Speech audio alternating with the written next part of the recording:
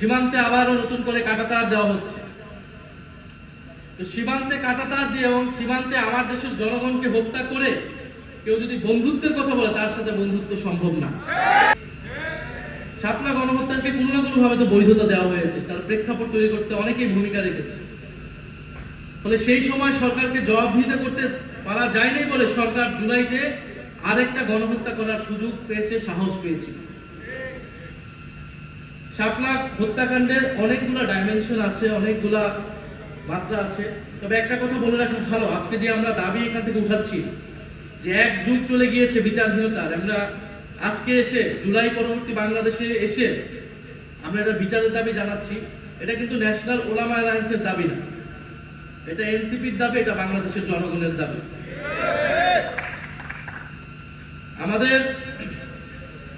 আমরা জানি 13 সালের প্রেক্ষাপটটা, যে 2013 সালে যুদ্ধাপরাধীর বিচারের দাবিতে একটা আন্দোলন শুরু হলো এবং শেখ হাসিনা সরকারের রাষ্ট্রীয় পৃষ্ঠপোষকতা সে আন্দোলনকে উস্কানি দেওয়া হলো বিরোধী দলকে, বিরোধী মতকে দমন পীড়নের জন্য। জামাত ইসলামী নেতাদেরকে সেই সময় হত্যাকাণ্ড করার একটা প্ল্যাটফর্ম হিসেবে একটা স্টেজ করা হলো শাহবাগের আন্দোলন, এবং সেই আন্দোলনে ইসলাম বিদ্বেষকে প্রশ্রয় দেওয়া হলো। খুব স্বাভাবিকভাবে এই দেশের ধর্মপ্রাণ মানুষ, ধর্মপ্রাণ মুসলমান, তার ইসলাম এবং রাসূল সাল্লাল্লাহু আলাইহি ওয়াসাল্লামকে নিয়ে যখন কথা বলা হবে, কটূক্তি করা হবে, তারা তার বিরুদ্ধে দাঁড়াবে। এবং আপনারা তথ্যচিত্র দেখবেন, হেফাজত সেই সময় অনেকবার বলেছে যে যুদ্ধাপরাধের বিচার নিয়ে কিন্তু তাদের কোনো ইস্যু ছিল না। তাদের ইস্যুটা যে এখানে ইসলামের বিরুদ্ধে যারা কটূক্তি করে তারা এইখানে এই আন্দোলনটাকে নেতৃত্ব দিচ্ছে এবং ইসলাম বিরোধী নানান ধরনের বক্তব্য সেখান থেকে আসছে, এবং তারা তাদের একটা দাবি দাওয়া নিয়ে নাগরিক অধিকারের জায়গা থেকে তারা ঢাকা শহরে এসেছিল সমাবেশ করতে। আপনি 13 দফা সমর্থন করতে পারেন, নাও করতে পারেন, কিন্তু সমাজের কোনো অংশ যদি তার মত প্রকাশের অধিকার, তার একটা দাবি দাওয়া পেশ করতে চায়, রাষ্ট্রে তার অধিকার আছে। আপনি 13 দফা সমর্থন করেন কিংবা করেন না, কিন্তু আপনি কখনোই তাদের উপর হত্যাকাণ্ডকে, তাদের উপর দমন পীড়নকে আপনি সমর্থন করতে পারেন না। একটা রাষ্ট্র নিরস্ত্র নিরপরাধ ঘুমন্ত মানুষের উপরে, প্রতিবাদকারীদের উপরে দমন পীড়ন চালানো, গুলি চালানো আন্তর্জাতিক আইন, যে কোনো আইন অনুযায়ী এটা মানবতা বিরোধী। এবং আমরা দেখেছি সেই মানবতা বিরোধী অপরাধের পরে, হত্যাকাণ্ডের পরে সংসদে দাঁড়িয়ে শেখ হাসিনা কিরকম নির্লজ্জ মিথ্যাচার করেছিল, এবং সেই সময় পত্রিকাগুলো কি ধরনের রিপোর্ট করেছিল আমরা কেউ কিন্তু ভুলে যাইনি। সেই ডকুমেন্ট এখনো আছে। হেফাজতের তাণ্ডব বলে প্রচার করা হয়েছে, যারা ভিকটিম তাদেরকে অপরাধী হিসেবে প্রচার করা হয়েছিল, তাদেরকে সন্ত্রাসী হিসেবে প্রচার করা হয়েছিল। এবং এটাও আসলে 13 সালে হুট করে হয়েছে এরকম না। বাংলাদেশে ওয়ার অন টেরর প্রজেক্টের সময় থেকেই এই দেশের দাড়ি টুপি মাদ্রাসা আলেম ওলামাকেই এক ধরনের জঙ্গি হিসেবে চিত্রিত করার প্রবণতা আমাদের মিডিয়া সহ নানান জায়গায় আমরা দেখেছি। এবং দক্ষিণ এশিয়ায় এর সাথে আরো যুক্ত হয়েছে হিন্দুত্ববাদ। ফলে আমাদের স্বাভাবিকভাবে সাধারণ মুসলমান অনেকেই দাড়ি রাখেন, অনেকেই রাখেন না, আমাদের আলেম ওলামা মাদ্রাসা ছাত্র, তাদেরকে আদারাইজ করে ফেলা, তাদেরকে সমাজ থেকে বিচ্ছিন্ন করে ফেলা, যেন তারা সমাজের ভিতরে অন্য একটা সেগমেন্টের লোক, কিন্তু তারা তো আমাদের সমাজেরই অংশ, আমাদের ভাই বন্ধু, আমাদের আত্মীয় স্বজনই তো মাদ্রাসায় পড়ে। আমরা কেউ স্কুল কলেজে পড়েছি, আমার ভাই বোনেরা কেউ মাদ্রাসায় পড়েছে। ফলে এই যে তাদেরকে আলাদা করে দেওয়ার একটা রাজনীতি, সমাজকে বিভাজিত করে দেওয়া হয়েছে এই রাজনীতির মাধ্যমে, এটার একটা রূপ আমরা দেখেছি 13 সালে শাপলা এবং শাহবাগের মধ্যে দিয়ে। এবং এর ফায়দা নেওয়ার চেষ্টা করেছে সেই সময় ফ্যাসিস্ট সরকার, শেখ হাসিনার সরকার। আমি আরেকটা কথা বলতে চাই যে আমার ব্যক্তিগত মত হচ্ছে রাজনৈতিক লড়াই এর দায়িত্ব আসলে রাজনৈতিক দলগুলো। সেই সময় শাপলা এক ভাই বলেছেন যে বিএনপি তাদের সাথে ছিলেন, হেফাজতের সাথে ছিলেন, অবশ্যই সাথে ছিলেন, সাথে ছিল বিএনপি, কিন্তু বিএনপির ভূমিকা আসলে কিরকম ছিল এটা আসলে এই সময়ে এসে এটা বিশ্লেষণের দাবি রাখে। দেশের জনগণের একটা বড় অংশ যখন বিপদগ্রস্ত, এরকম একটা রাজনৈতিক হত্যাকাণ্ড হচ্ছে। রাজনৈতিক দল হিসেবে, বিরোধী দল হিসেবে বিএনপির উচিত ছিল সেই আন্দোলনের নেতৃত্ব নেওয়া, আরো বোল্ড ভূমিকা রাখা। আমরা বিভিন্ন সময় দেখি মাদ্রাসার ছাত্রদের, আলেম ওলামাদেরকে রাজনৈতিকভাবে ব্যবহার করা হয়। এই যে মৃত্যুর মুখে, গুলির মুখে ঢাকা শহরে এনে মাদ্রাসার ছাত্রদেরকে ঠেলে দেওয়া হলো, এর দায় কি বাংলাদেশের সেই সময় সকল রাজনৈতিক দল নিবে না? অবশ্যই আমি মনে করি নেওয়া উচিত। অবশ্যই ফ্যাসিস্ট সরকার, তার যৌথ বাহিনী, তার পুলিশ বাহিনীর এটা দায়। কিন্তু আমাদের রাজনৈতিক দলগুলা যদি আরো রাজনৈতিক ভূমিকা থাকতো, সক্রিয় ভূমিকা থাকতো, তাহলে হয়তো এই ধরনের হত্যাকাণ্ড আমরা এড়াতে পারতাম। ফলে আমরা চাই না যে আমাদের আলেম ওলামা, আমাদের মাদ্রাসার ছাত্রদেরকে তাদেরকে গুটি হিসেবে ব্যবহার করা হোক, ক্ষমতার হাতিয়ার হিসেবে কেউ ব্যবহার করুক, এবং তাদেরকে সমাজে অপরায়ণ করে রাখা হোক, সমাজে আদার করে রাখা হোক। তারা এই সমাজেরই অংশ, তাদেরও নাগরিক অধিকার আছে, তাদেরও দাবি দেওয়া থাকলে তারা সেটা প্রকাশ করবে, সরকার সেটা বিবেচনা করবে, সরকার তাদের সাথে ডায়ালগ করবে যে সেই দাবি কতটুকু তারা মানবে, কতটুকু মানবে না। আমাদের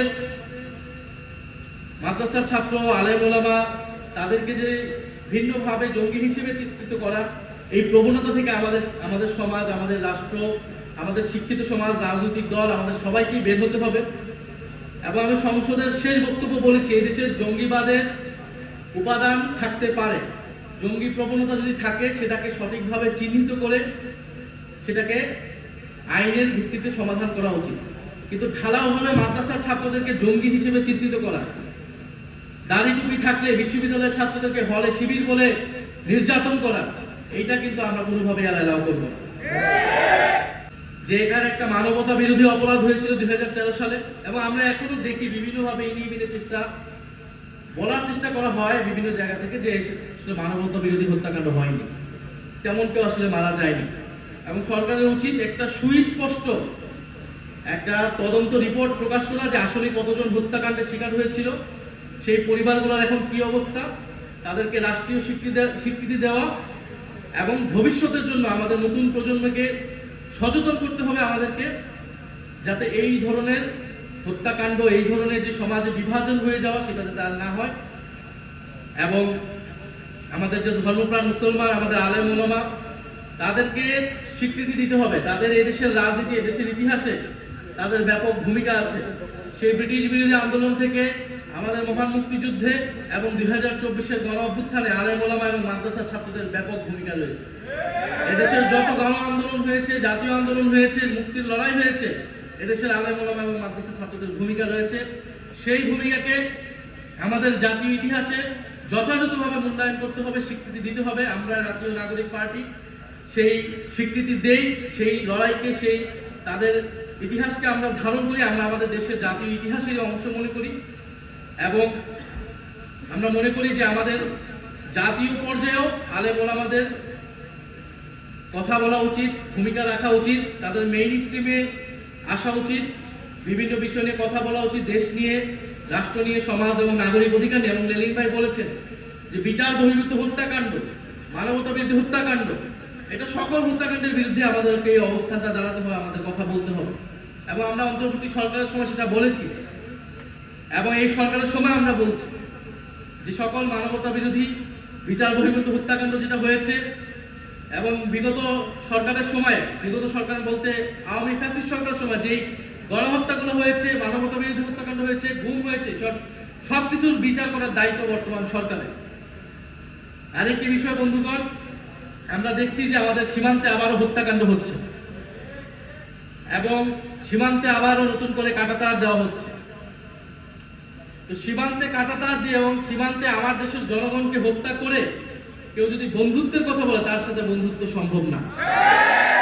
কাঁটাতার দিয়ে কারোর সাথে বন্ধুত্ব করা যায় না। এবং আমরা বিশ্বাস করি এই কাঁটাতার সেই দেশের জনগণ একদিন উপড়ে ফেলে বাংলাদেশের জনগণের সাথে বন্ধুত্ব করবে।